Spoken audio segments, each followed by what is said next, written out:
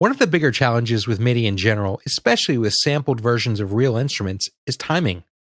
While it may seem like a good idea to quantize everything to a grid, the truth is most instruments lag quite a bit when you do this. Horns are no exception.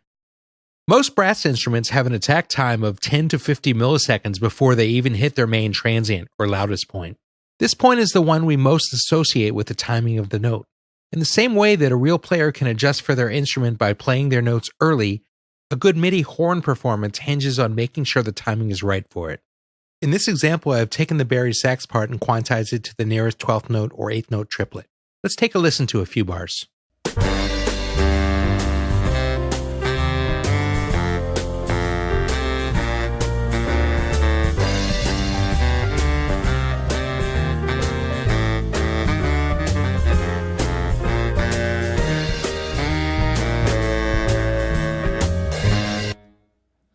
While it's all quantized to the grid, the transient of the sound is definitely hitting after the beat. Notice how it sounds a bit sluggish and behind that beat. Since it's providing rhythmic hits, I probably don't want it to be behind like that. So what I like to do is go ahead and correct the timing and then slide the notes back. We can do that in a couple different ways. One way is just selecting all the notes and then moving them back until it sounds about right to the ears. It's definitely not scientific and may not be right for every note, but it can get everything much closer. To do this, I just select all and drag back slightly until I hear the notes are landing closer to the beat, and just check it.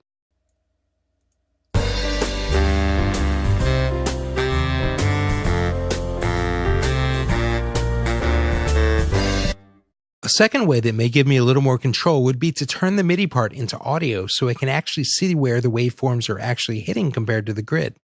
I can move the audio track left or right to get it to a point where it sounds and feels right. Here's an example. I'll just go up to the track, and in Studio One I will transform to audio track. That's a great feature in Studio One. And now if I zoom in, I can see that the notes are actually hitting slightly after the grid. So if I want, zoom out a little bit more. And I can just move the track back. Now, everything's not going to line up perfectly, but let's take a listen.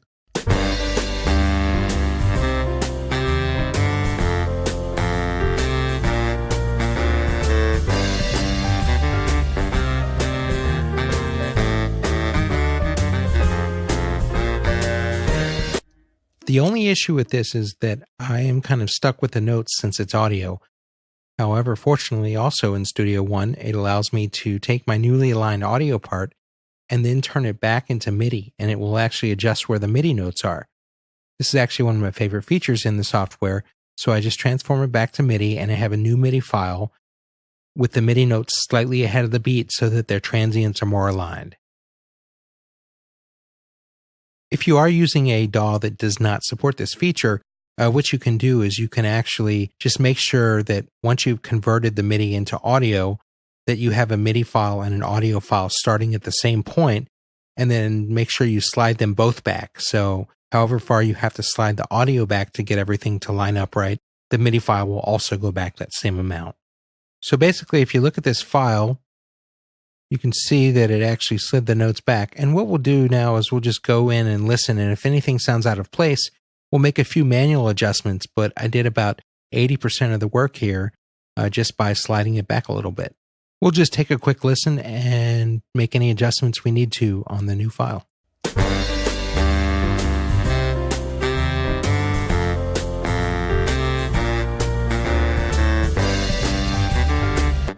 There's one. That note got slid too far forward.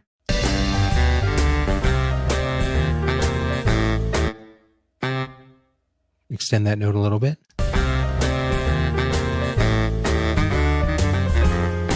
Okay, that phrase was a little bit behind the beat. It was a legato phrase. I'm going to slide it back here. Let's hear this.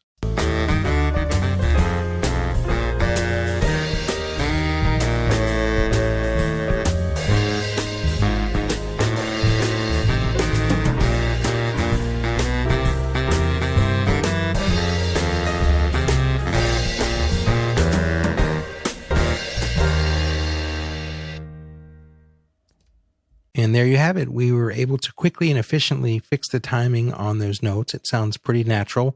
I could go in and make a few other little adjustments if I want, but for the most part, it's there. 2 quick notes. One thing is that if you are using different instruments or different articulations of that instrument, you may have to move them back a different amount.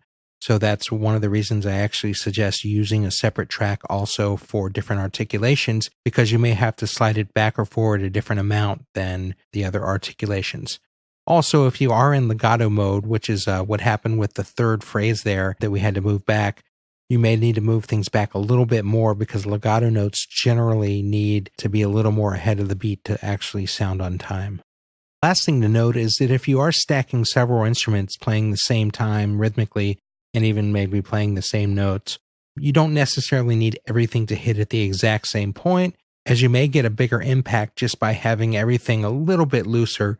As long as, all of your different notes that are hitting at that time kind of average out to that point on the grid, then you should be good. That's all for now. Thanks for watching.